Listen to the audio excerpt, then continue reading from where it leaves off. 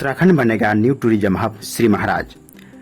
देवभूमि उत्तराखंड न केवल आध्यात्मिक चेतना का केंद्र है बल्कि प्रकृति, पर्वत और रोमांच का भी अद्भुत संगम है।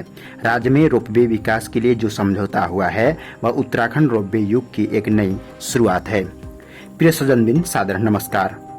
उक्त बात प्रदेश के पर्यटन, लोक निर्माण, सिंचाई, पंचायती राज, ग्रामीण निर्माण, जलागम, धर्म एवं संस्कृति मंत्री सतपाल महाराज ने कहा कि उत्तराखंड की भौगोलिक संरचना अनेक अवसरों के साथ साथ कई प्रकार की चुनौतियां का भी प्रस्तुत करती है।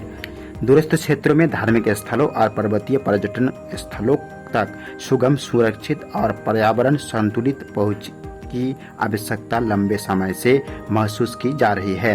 रोपवे समझौता के माध्यम से हमें निश्चित रूप से उस आवश्यकता की पूर्ति की दिशा में एक ठोस और दूरदर्शी कदम बढ़ाया है।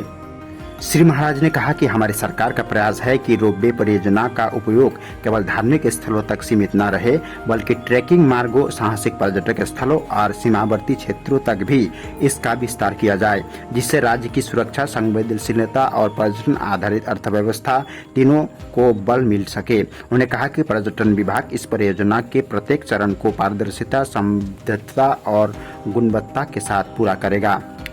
पर्यटन मंत्री श्री महाराज ने कहा कि हम उत्तराखंड को न्यू टूरिज्म हब बनाने की दिशा में अपना दायित्व पूर्ण निष्ठा के साथ निभाएंगे। उन्होंने कहा कि राज्य में रेल, सड़क और रोपवे कनेक्टिविटी का तेजी से विस्तार हो रहा है।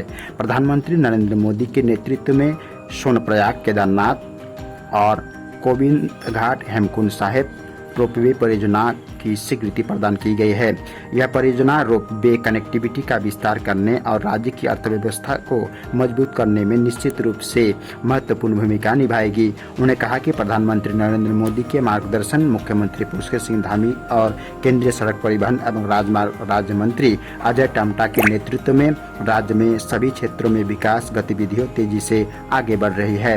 रोपवे के निर्माण से श्रद्धालुओं को केदारनाथ और हेमकुंड साहिब की यात्रा में और भी आसानी होगी।